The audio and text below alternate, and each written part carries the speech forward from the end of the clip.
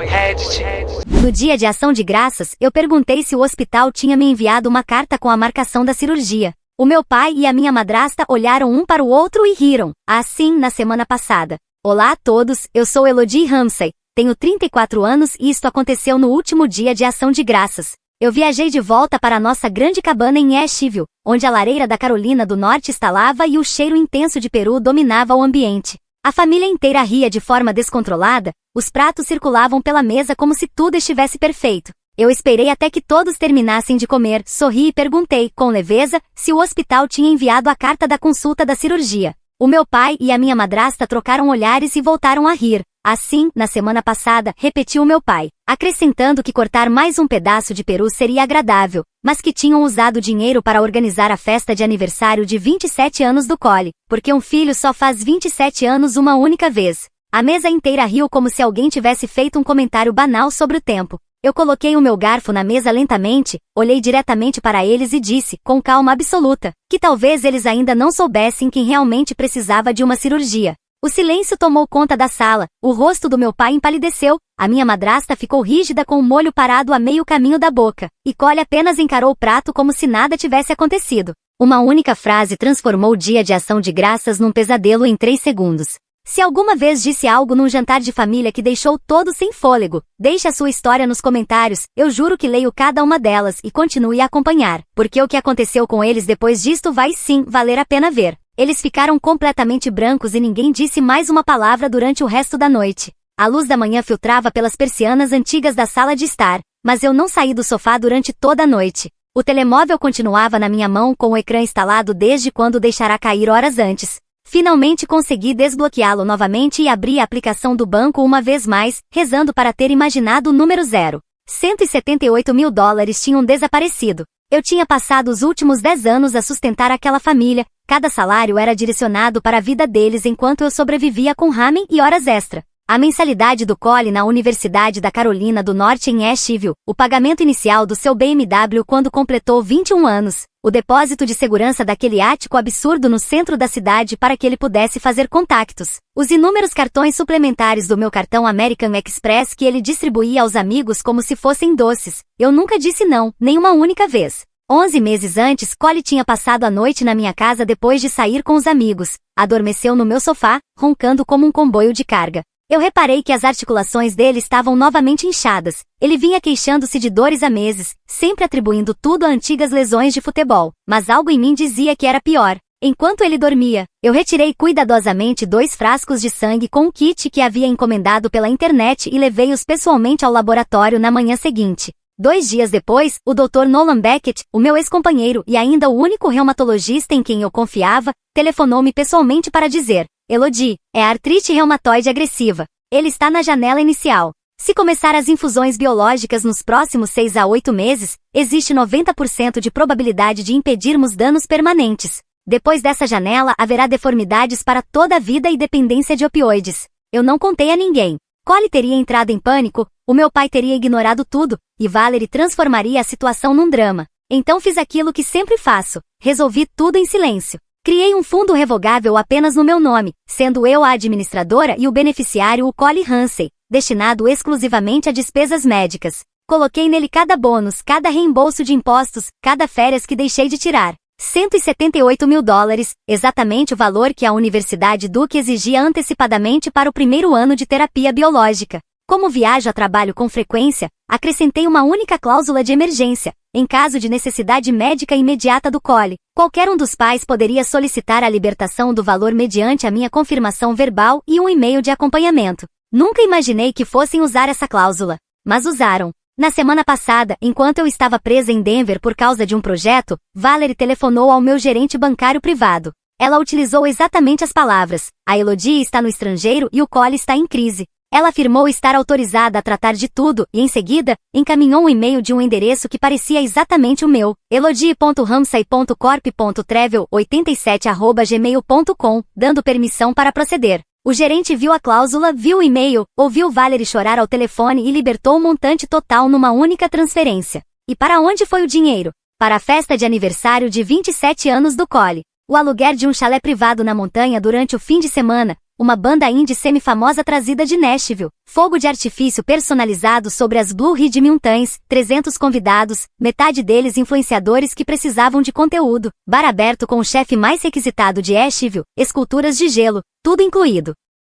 Eu abri o Instagram do Cole e as histórias ainda estavam lá. Ele sendo carregado pela multidão, ele estourando garrafas de champanhe numa varanda ao nascer do sol, ele sorrindo diante de um letreiro de neon que dizia 27 e imparável. Ele não fazia ideia de que o dinheiro que iluminava a noite dele era o mesmo que deveria impedir que passasse o resto da vida numa cadeira de rodas. Eu fiquei sentada ali até o sol ficar alto, com o telemóvel morto no meu colo. O meu irmão mais novo, o mesmo menino que eu carregava nos ombros quando tinha 5 anos, estava prestes a perder tudo porque os nossos próprios pais destruíram o futuro dele por um único fim de semana de fotografias e fogo de artifício para as redes sociais. Pela primeira vez em 10 anos eu não chorei, não gritei, apenas senti algo dentro de mim desligar. E naquela manhã, eu decidi que eles estavam por conta própria. A campainha rasgou o silêncio às 2 da manhã. Eu sabia quem era antes mesmo de chegar à porta. Quando abri, lá estavam eles, o meu pai, Valerie e Cole, os três exalando o cheiro de bourbon da última chamada da noite e um rastro de fúria. Valerie entrou empurrando-me com força, segurando um maço grosso de papéis como se fosse uma arma.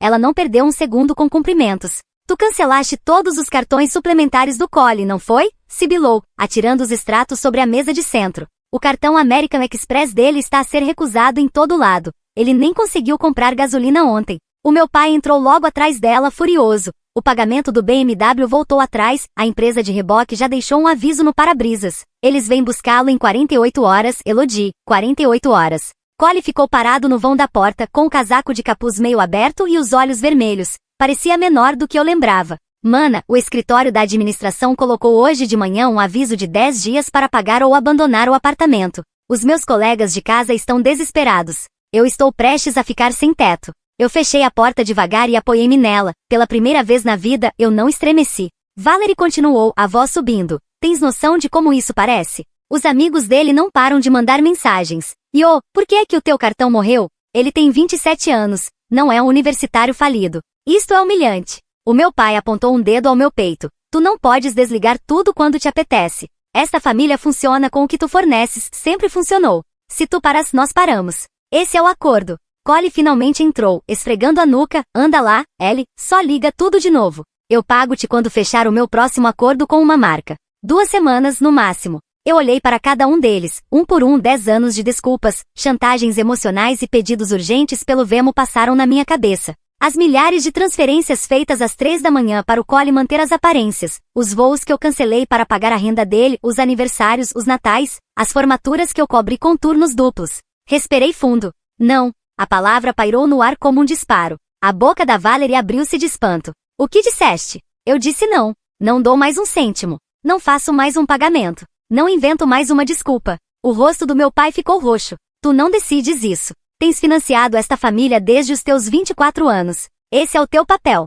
Não sais disso assim. O meu papel? Eu ri curto e seco. Eu não sou um multibanco compulso. Cole tentou aquele olhar de cachorro abandonado que sempre funcionava quando éramos crianças. Mana, por favor, eu tenho eventos marcados, patrocinadores, se eu aparecer com cara de falido, acabou. Valerie agarrou novamente os papéis e abanou-os como cartas de baralho. Olha estes saldos. Vê o que fizeste. Queres o teu irmãozinho na rua? Eu não toquei no monte. Ele tem 27 anos. Tem um diploma que nunca usa, um carro que não pode pagar e um apartamento cujo aluguel não sai do bolso dele. Esse não é mais o meu problema. O meu pai deu um passo à frente, a voz descendo para aquele tom assustadoramente calmo que usava quando eu era adolescente. Achaste que isso terminava aqui? Achaste que íamos deixar-te destruir tudo o que construímos? Valerie interrompeu, os olhos reduzidos a fendas. Tens 24 horas para reverter cada corte. Cartões, carro, renda, tudo. Ou vais descobrir até onde estamos dispostos a ir para proteger esta família. Cole apenas olhou para o chão, mudando o peso de um pé para o outro, esperando que eu cedesse como sempre fizera. Eu passei por eles, abri a porta da frente bem escancarada e fiquei ali. 24 horas começam agora, disse. Saiam. Eles não se moveram por um segundo, como se esperassem que fosse uma piada. Quando perceberam que não era, Valerie recolheu os papéis, murmurando algo venenoso por entre os dentes.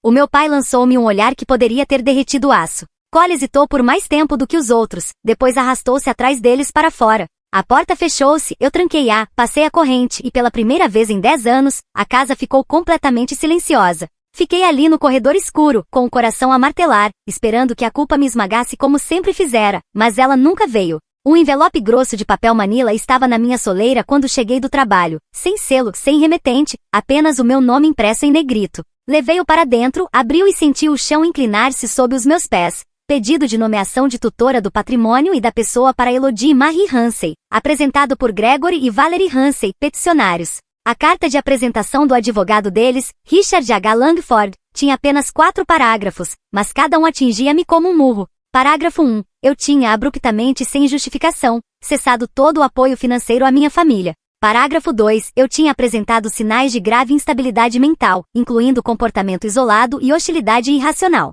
Parágrafo 3. Eu representava um risco iminente de dissipar o meu patrimônio substancial e um perigo para o meu próprio bem-estar. Parágrafo 4. Se eu assinasse imediatamente o acordo de tutela voluntária em anexo, eles limitariam o processo à supervisão financeira, se não, procurariam tutela total da minha pessoa e do meu patrimônio, incluindo o direito de me submeterem à avaliação psiquiátrica e controlo de todas as decisões médicas. Anexado estava o acordo já preenchido, com a linha destinada à minha assinatura marcada por um pequeno autocolante azul a apontar para o local. Li o pacote inteiro 3 vezes com as mãos a tremer cada vez mais. Eles tinham declarações de vizinhos a dizer que eu mal saía de casa, uma impressão do meu relatório de crédito mostrando que eu tinha liquidado todas as contas conjuntas e removido todos os utilizadores autorizados, capturas de ecrã das mensagens que enviei ao Cole a dizer-lhe para arranjar um emprego, uma nota da terapeuta da Valerie, alguém de quem eu nunca ouvirá falar, afirmando que temia pela minha segurança porque eu me tornara fria e inacessível. Eles até anexaram um projeto de ordem de emergência Sparte, pedindo a um juiz para congelar todas as contas em meu nome até que uma audiência fosse marcada. Telefonei à única pessoa que eu sabia que não vacilaria com aquilo, Claire Donovan, a advogada que eu tinha contratado uma vez para um contrato de trabalho. Ela atendeu ao segundo toque. Elodie, acalma-te, envia-me tudo agora. 20 minutos depois, ela ligou de volta. Eles estão a dar entrada ao abrigo do artigo 1 do capítulo 35, uma lei da Carolina do Norte que permite que a família peça tutela se conseguir demonstrar incompetência ou perigo iminente. O acordo voluntário é uma armadilha. Se assinares, entregas-lhes o controle total do teu dinheiro e da tua liberdade. Se lutares, eles vão pedir uma audiência de emergência e solicitar ao secretário judicial a nomeação imediata de um tutor provisório, às vezes no próprio dia. Já vi isso acontecer. Quão forte está o caso deles neste momento? Fraco, mas os secretários concedem ordens provisórias constantemente com provas mínimas, especialmente se o peticionário chorar em tribunal. Precisamos de agir rápido. Ela disse-me para reunir todos os registros bancários, todas as conversas de mensagens, toda a prova de que eu estava perfeitamente capaz e de que eram eles que tinham esvaziado um fundo médico. Também me avisou que as coisas iriam ficar feias. Nessa noite sentei-me à mesa da cozinha, rodeada de pastas, a digitalizar documentos até o sol nascer. Cada vez que considerava assinar só para acabar com aquilo, eu visualizava o Cole abrir outra garrafa de champanhe que não tinha pago e a náusea desaparecia. De manhã eu tinha um plano. Eu não ia assinar nada, não ia implorar e com certeza absoluta, não ia deixá-los prender-me para manter o comboio da mesada funcionar. Selecionei o meu próprio envelope, mais grosso do que o deles, endereçado a Richard H. Langford, e coloquei-o no correio de saída. Dentro havia apenas uma folha, vemos-nos em tribunal. A neve caía tão intensamente naquela noite que engolia cada candeeiro de rua em Asheville. Eu tinha acabado de chegar do supermercado, com os braços cheios de sacos, quando reparei na carta registrada colada à minha porta. O envelope vinha do Departamento de Recursos Humanos da minha empresa. O meu estômago afundou antes mesmo de o abrir. Dentro havia uma única página. Rescisão imediata da cobertura de saúde devido à detecção de múltiplas reivindicações fraudulentas totalizando $47 mil. 7 contas discriminadas estavam agrafadas atrás dela. Internamentos psiquiátricos de emergência no Hospital Mission.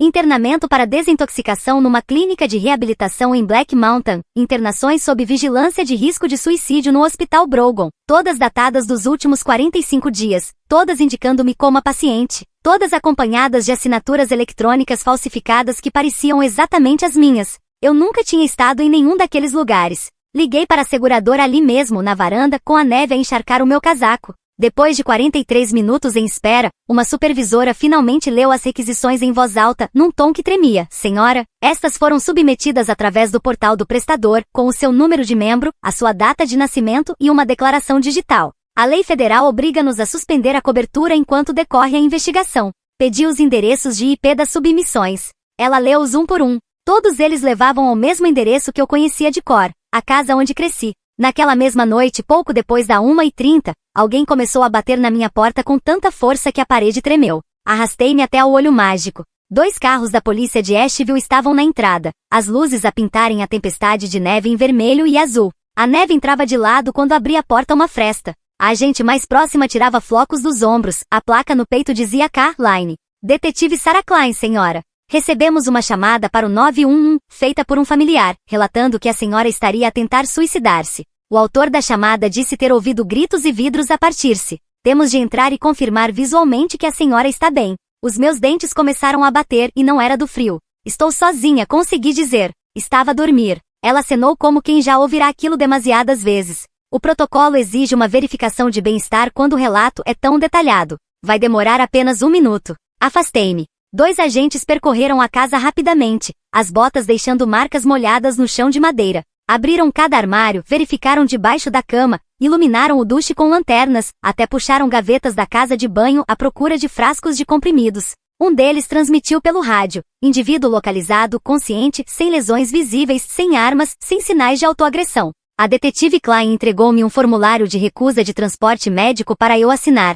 A minha assinatura saiu trêmula. Quando se preparavam para sair, ela parou na soleira com a neve a rodopiar à volta do chapéu. Quer dizer-me quem é que está contra si com tanta força? Eu soltei uma risada curta, dolorosa. Os meus pais. Ela não pestanejou. Recebemos muitas chamadas dessas. A maior parte não é verdadeira. Estendeu-me o cartão dela. Da próxima vez que eles fizerem isto, telefone-me diretamente. Eu certifico-me de que os agentes destacados conhecem o histórico. Depois de as luzes traseiras desaparecerem, fiquei na porta aberta, deixando a tempestade entrar até os meus dedos perderem a sensibilidade.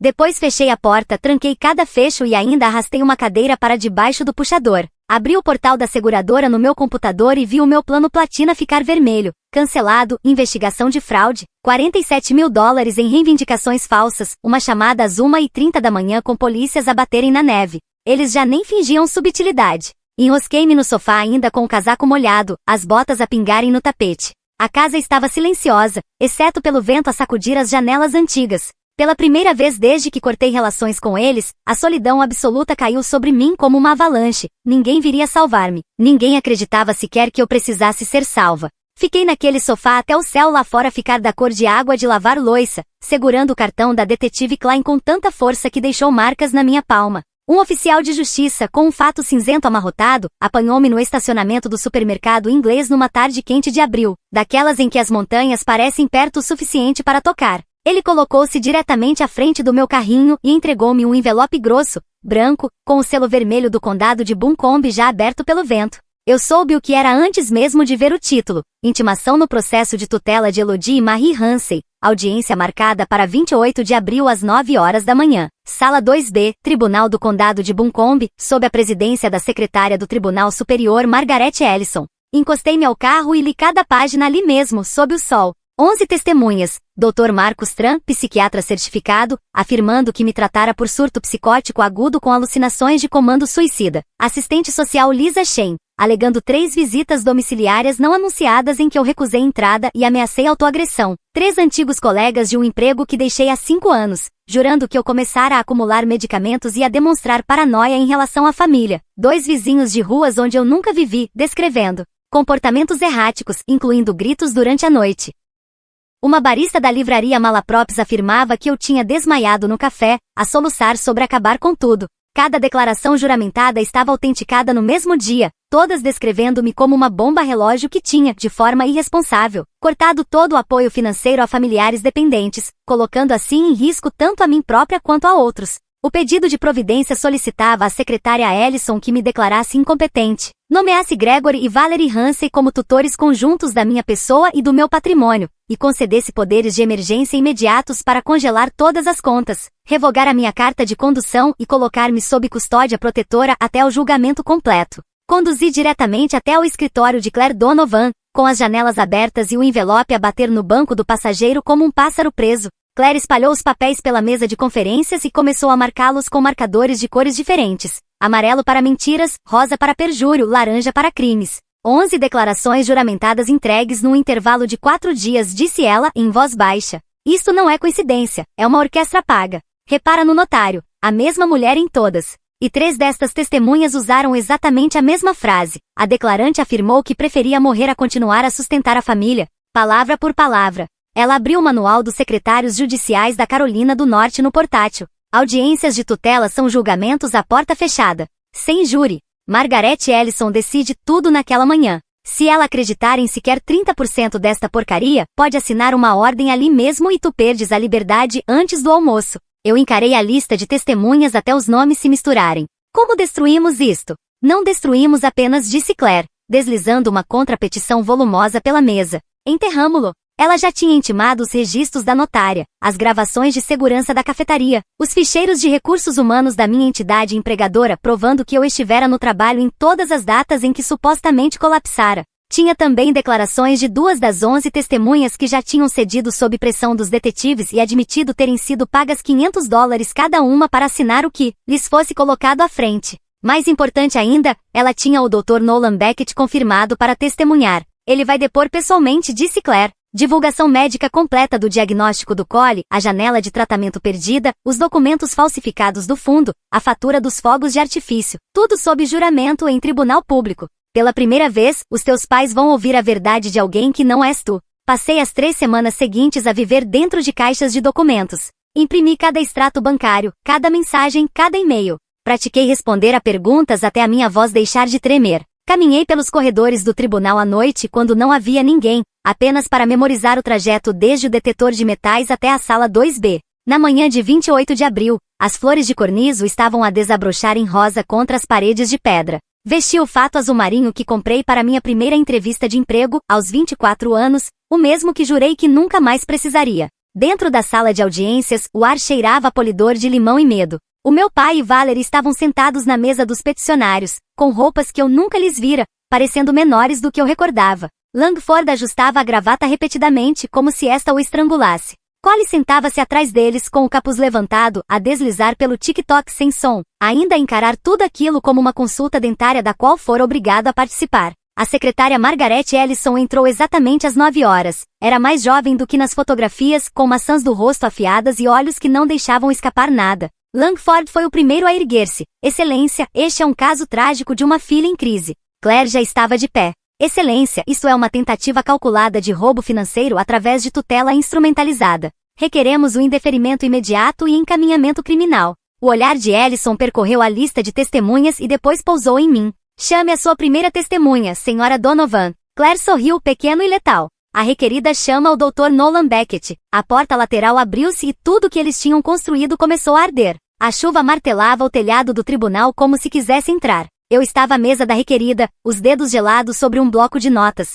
Do outro lado do corredor, o meu pai e Valerie mantinham a postura altiva, sussurrando para Langford. Cole afundava-se na primeira fila da galeria, capuz erguido, auriculares nos ouvidos, ainda a tratar tudo como um incômodo. A secretária Margaret Ellison tomou assento presidencial. A sala ficou completamente silenciosa, exceto pela tempestade lá fora.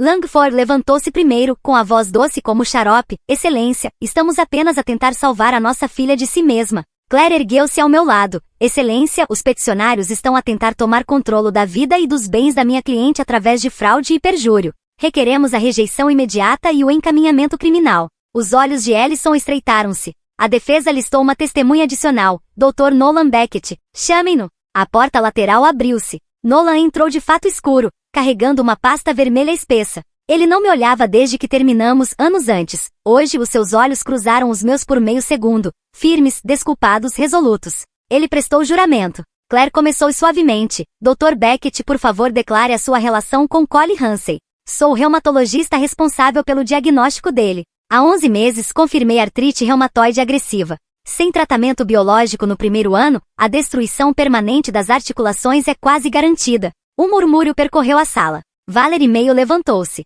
Protesto, isso é privado. Ellison bateu com o martelo uma vez. Protesto indeferido. Continue. Nolan abriu a pasta. O senhor e a senhora Hansey nunca foram informados porque a senhora Hansey pretendia financiar todo o protocolo sozinha. Ela criou um fundo revogável contendo $178 mil exclusivamente para o tratamento do Cole. Ele projetou registros bancários no ecrã.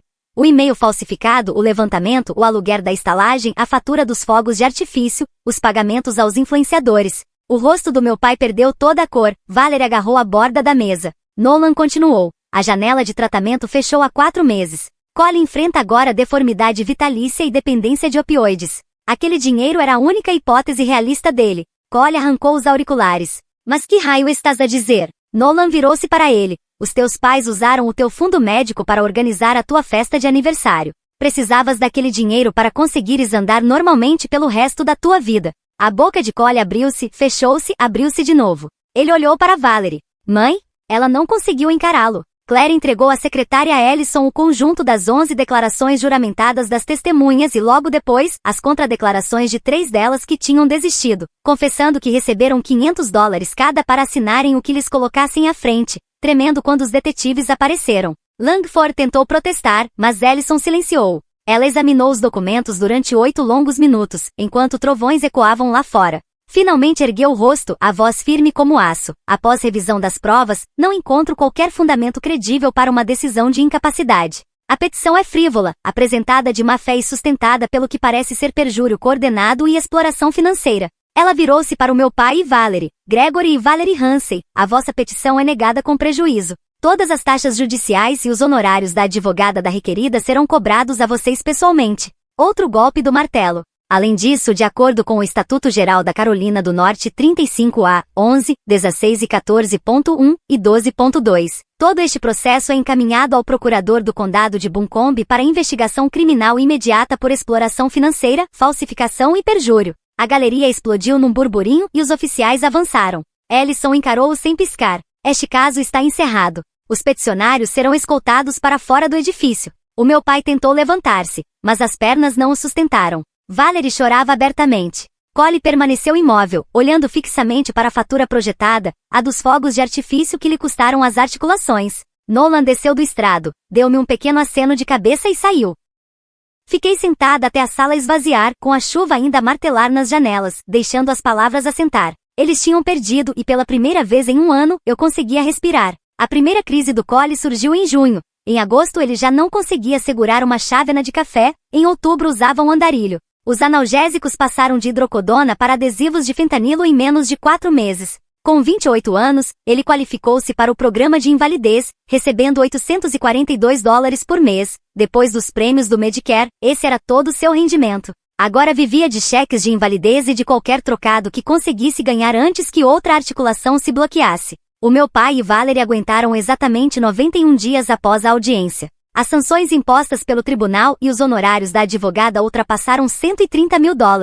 A casa deles entrou em execução hipotecária na semana anterior ao Natal. O banco fechou com cadeados as portas de madeira atrás das quais cresci, enquanto eles carregavam o pouco que lhes restava numa carrinha de mudanças alugada. Eu nunca respondi a uma única mensagem de voz. Coloquei a minha casa em Asheville à venda em janeiro. Foi vendida em 6 dias, numa proposta a pronto de um casal de Nashville à procura de um refúgio nas montanhas. Paguei o resto dos meus próprios empréstimos estudantis, encerrei todas as contas conjuntas que ainda tinham o meu nome e comprei um bilhete só de ida. Charlotte ficava apenas a 2 horas de carro pela autoestrada 40, mas parecia outro planeta. Trabalho novo, apartamento novo em Noda, número novo que ninguém da minha antiga vida tinha. Até comecei a usar o meu nome do meio no trabalho, Marie, só para ouvir algo que não me lembrasse deles. O encerramento da venda da casa estava marcado para o primeiro dia quente de março.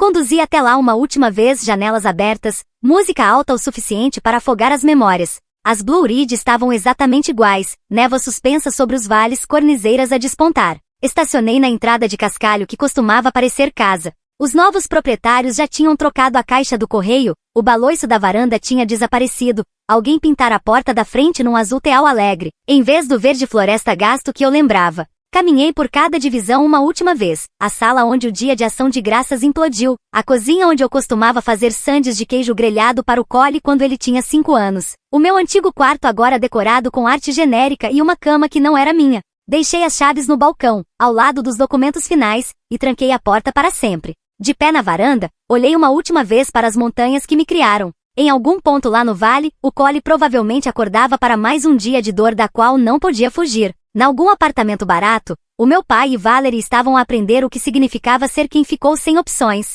Eu não senti triunfo. Não senti culpa. Apenas senti fim. Entrei no carro, baixei a janela até o fim, e deixei o ar da montanha bater-me no rosto uma última vez. Depois conduzi para leste até os picos desaparecerem pelo espelho retrovisor. Eis o que sei agora, o que gostaria que alguém me tivesse dito aos 24 anos, quando comecei a carregar todos. O amor não é um cheque em branco. Família não é uma assinatura vitalícia que não podes cancelar. E no segundo em que transformas a urgência de outra pessoa na tua paz, assinas o fim do teu próprio futuro. Se estás aí fora a pagar contas que não criaste, a criar filhos que não são teus, a manter as luzes acesas para pessoas que deixariam as tuas apagarem-se sem pestanejar, ouve-me, tens permissão para parar, tens permissão para ir embora, tens permissão para escolher a ti próprio sem seres o vilão. Porque as pessoas que realmente te amam nunca teriam deixado as coisas chegar a este ponto. Aquela casa já não existe para mim. Aquelas montanhas são agora a vista de outra pessoa. E eu nunca dormi tão bem na minha vida.